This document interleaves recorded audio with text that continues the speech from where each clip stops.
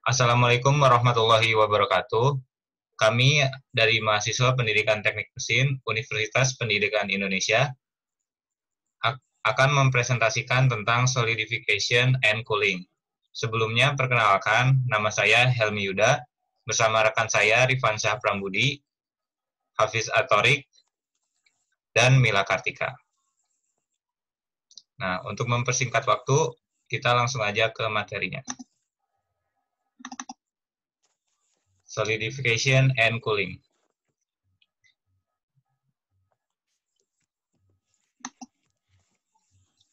Solidification of metal. Nah, sebelum masuk ke materi, saya akan menjelaskan tentang solidification. Solidification adalah proses transformasi dari benda kerja berbentuk logam yang dalam bentuk cairan hingga kembali dalam bentuk solid.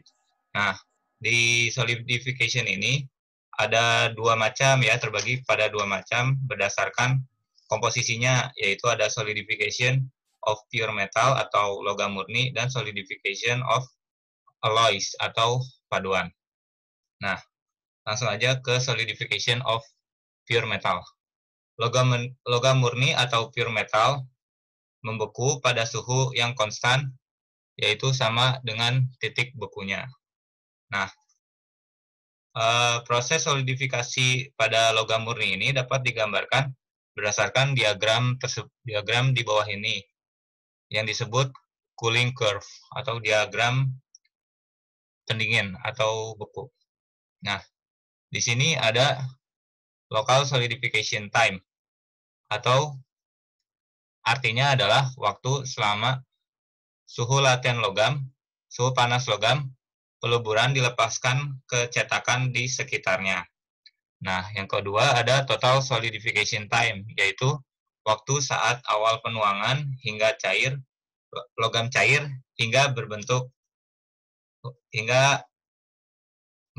solid. Nah, solidification of metal ini prosesnya ini sebagai berikut. Akibat pendinginan yang disebabkan oleh dinding cetakan, maka terbentuk kulit tipis pada permukaan logam saat setelah penuangan. Nah, kemudian ketebalan kulit meningkat di sekitar logam cair saat pemadatan berlangsung hingga menuju ke pusat rongga.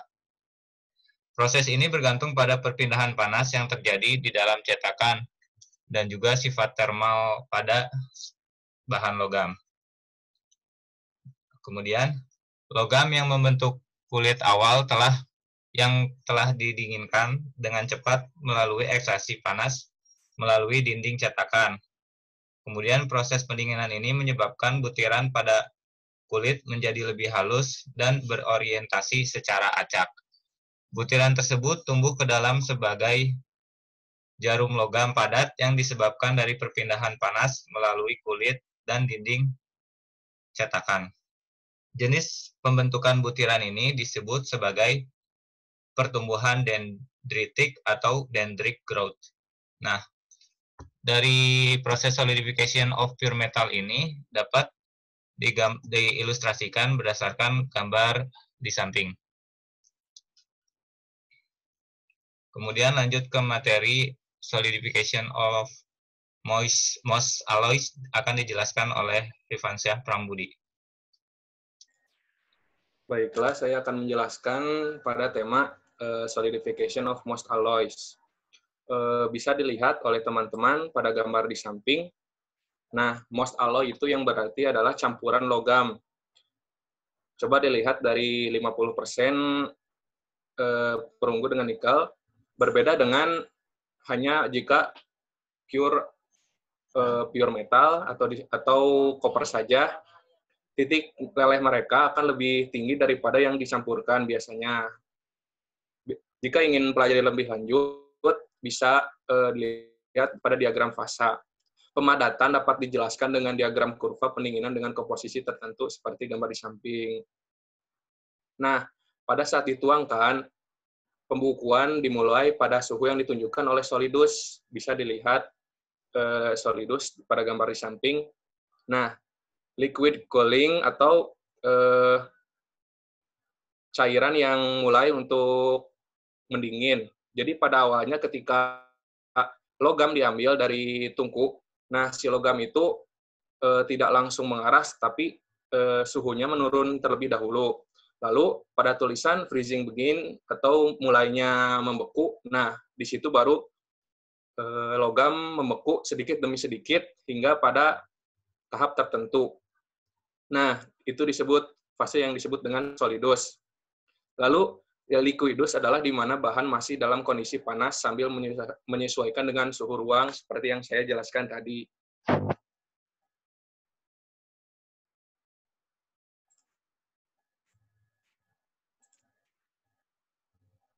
Nah, lalu ada faktor yang memperlambat pemadatan, yaitu adalah komposisi dendrit tersebut atau akar-akar yang menyusun ketika kekerasan itu terjadi, yang mengakibatkan segregasi elemen atau perubahan elemen, atau ya bisa disebut dengan permindahan, seperti apa disebutnya ya.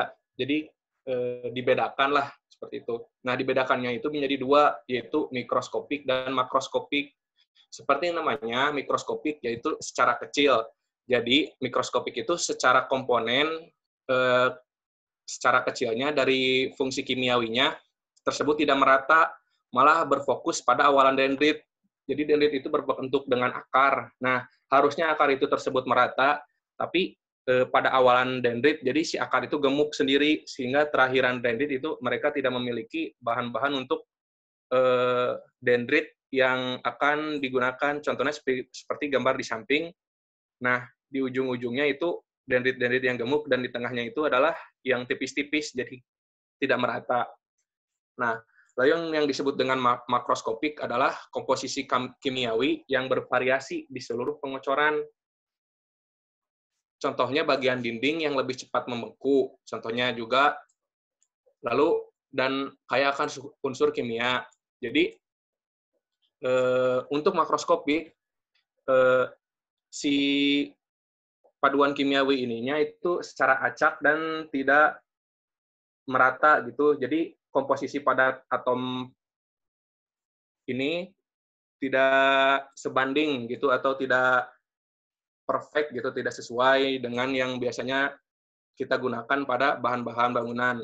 Nah, yang ini ada yang disebut dengan paduan eutektik atau eutektik alloys. Tidak seperti logam-logam pada biasanya, eutektik ini merupakan pengecualian karena tahap solidus dan liquidus itu mereka itu pada suhu yang sama, yang mengakibatkan pemadatan terjadi pada suhu yang konstan. Seperti itu.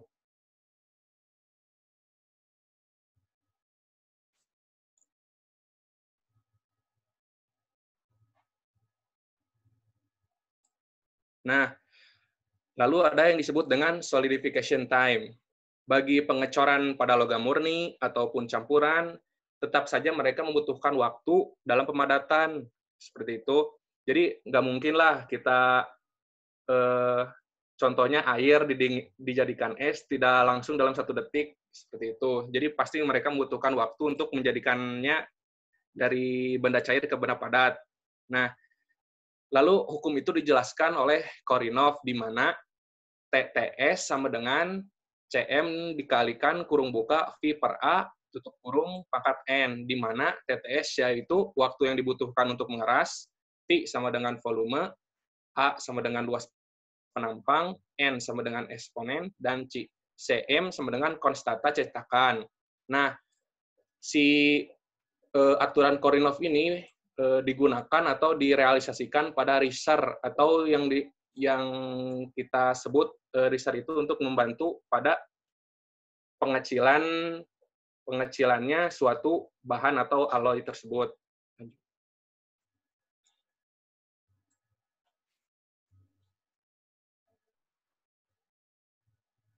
Nah, seperti yang saya katakan tadi, fase pengecilan tersebut disebut dengan shrinkage yang akan dijelaskan oleh Mila Kartika. Baik, untuk shrinkage yaitu terjadi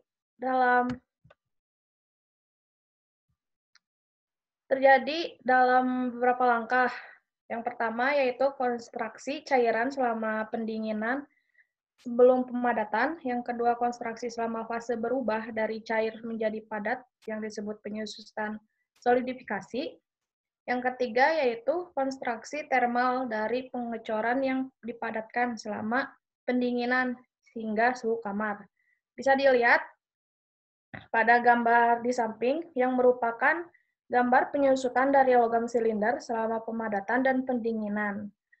Untuk gambar 0, yaitu tingkat awal logam cair setelah penuangan. Gambar 1, yaitu pengurangan tingkat yang disebabkan oleh cairan konstruksi selama pendinginan. Gambar 2, yaitu pengurangan tinggi dari formasi rongga penyusutan yang disebabkan dengan solidifikasi penyusutan. Dan gambar yang ketiga itu pengurangan tinggi dan diameter karena thermal konstruksi selama pendinginan logam padat. Penyusutan solidifikasi tersebut terjadi pada hampir semua logam karena fase padat memiliki kepadatan lebih tinggi dari fase cair. Transformasi fase yang menyertai pemadatan menyebabkan penurunan volume persatuan berat logam. Pengecualiannya adalah besi cor mengandung kandungan karbon tinggi yang pemadatannya selama tahap akhir pembekuan diperumit oleh periode gravitasi. Lanjut.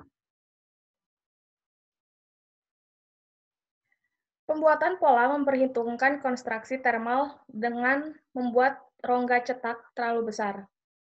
Jumlah cetakan yang harus dibuat lebih besar dibandingkan dengan pengecoran akhir. Ukuran disebut tunjangan penyusutan pola. Meskipun penyusutannya volumetrik, file dimensi pengecoran dinyatakan secara linear, sehingga kelonggaran harus diterapkan demikian, di mana aturan menyusut khusus dengan skala yang agak memanjang digunakan untuk membuat pola dan cetakan yang lebih besar dari cetakan yang diinginkan dengan jumlah yang sesuai. Untuk gambar yang di atas ini, yaitu tabel yang menyantumkan nilai-nilai tipikal penyusutan linear untuk berbagai logam cor. Nilai-nilai ini juga digunakan untuk menentukan skala aturan penyusutan seperti aluminium alloys, brass, cast iron white.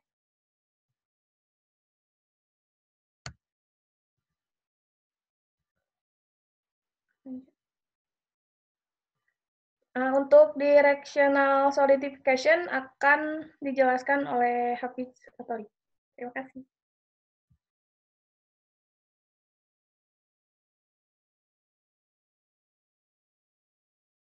Mohon maaf, Saudara Hafiz, itu suaranya belum dilepas atau mute-nya. Ya, maaf. Selanjutnya saya akan menjelaskan tentang directional solidification. Directional solidification atau biasa juga disebut dengan pengerasan yang terarah. Nah, dia itu istilah directional solidification digunakan untuk menggambarkan aspek pembekuan dan metode yang terkontrol. Directional solidification yang ingin dicapai dengan memperhatikan aturan Voronov yang didesain untuk pengecoran itu sendiri, yaitu dia berorientasikan di dalam cetakan dan desain yang memberikan desain pemakanan. Lalu dengan menggunakan rasio V per A atau volume dibagi luas permukaan lebih rendah daripada riser. Pembekuan akan terjadi pertama kali di daerah ini dan pasokan logam cair sisa pengecoran akan tetap terbuka sampai bagian yang lebih besar mengeras. Next.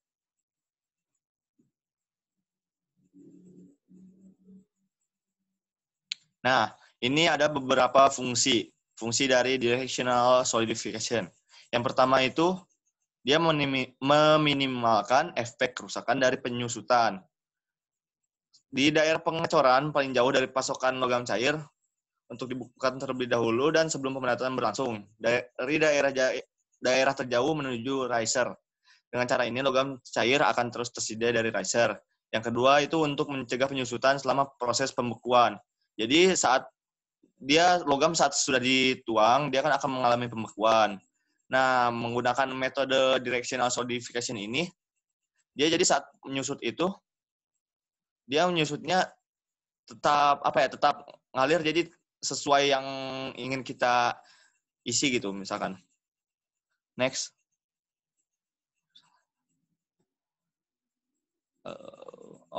Ini adalah jenis-jenis metode directional solidification. Ada dua, yaitu yang pertama adalah internal chills.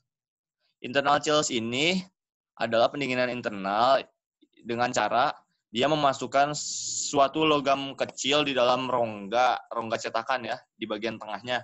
Jadi sebelum si logam cair dituang, dia dimasukin dulu ke dalam cetakan itu, di tengah-tengahnya ada logam kecil yang memiliki rumus kimianya yang paling mirip dengan logam yang akan dituang, karena paling mudah mengalami pendinginan kalau sama rumus kimianya. Lalu yang kedua itu ada external chills.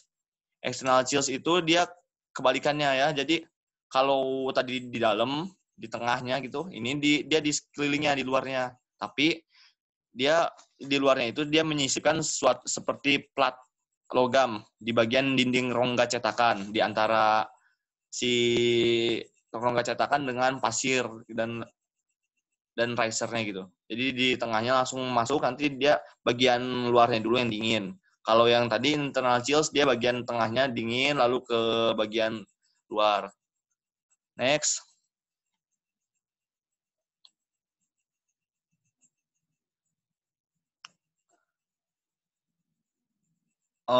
Oke, selanjutnya itu riser design atau cara mendesain riser. Riser itu biasanya kan digunakan dalam cetakan pasir untuk menuangkan logam cair ke dalam pengecoran. Nah, selama pembekuan untuk mengimbangi penyusutan dalam pengerasan, riser harus tetap cair sampai setelah hasil cor mengeras. Nah, persamaan Voronov dipakai untuk menghitung ukuran riser yang memenuhi keperluan. Contohnya adalah contoh kasusnya. Next.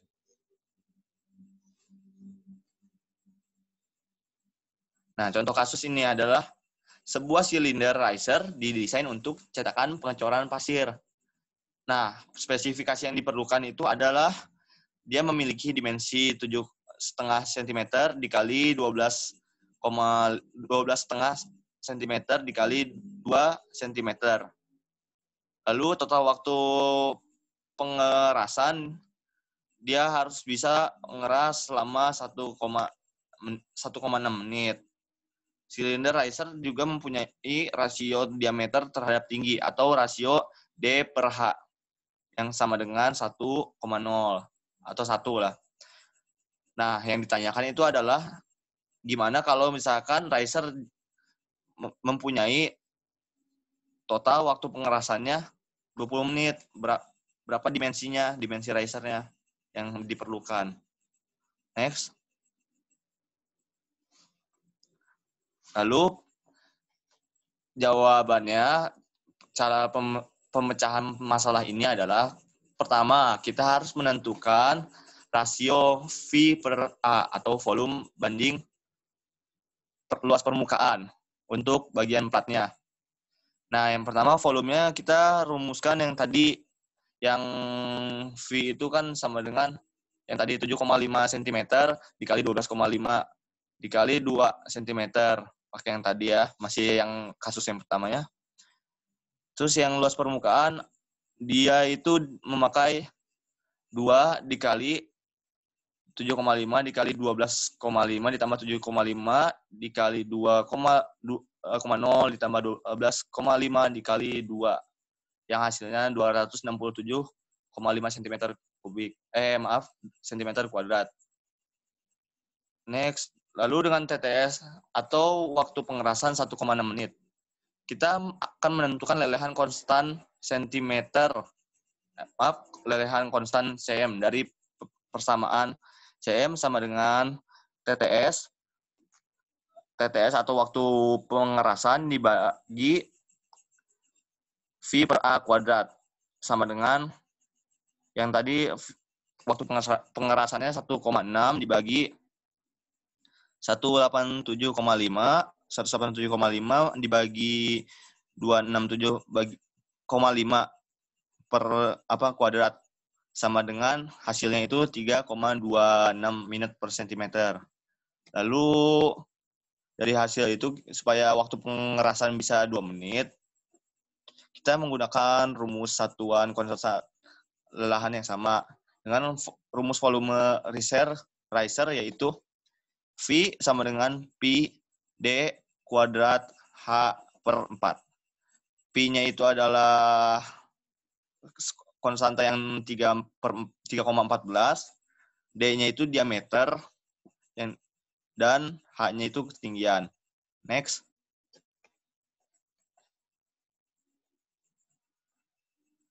Lalu kita untuk mencari luas permukaannya, kita menggunakan A sama dengan Pi kali D kuadrat kali H ditambah 2Pi D kuadrat dibagi 4.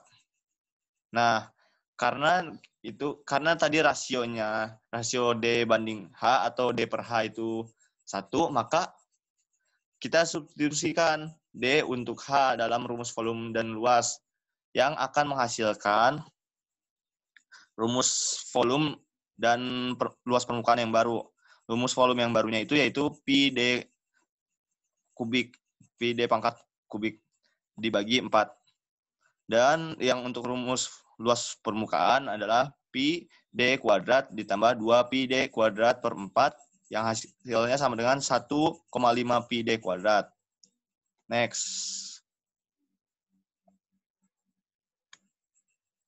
Kemudian kita gunakan rasio V per A, volume per luas permukaan, sama dengan D per 6. Menggunakan rasio ini yang ada pada persamaan Voronov.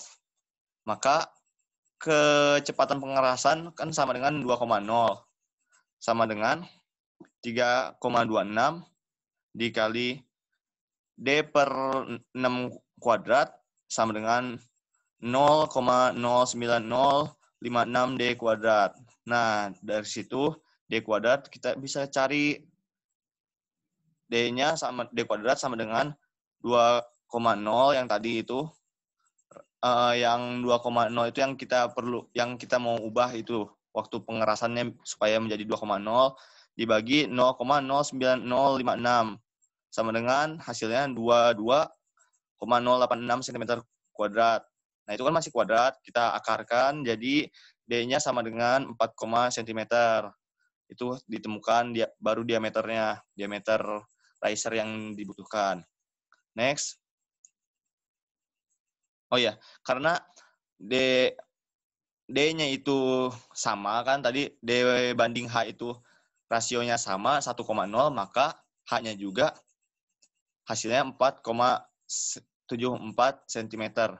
Jadi hasil dari permasalahan tadi, untuk waktu pengerasan yang diperlukan itu 2 menit, kita memerlukan dimensinya itu yaitu diameternya 4,74 cm dan tingginya 4,74 cm. Sekian.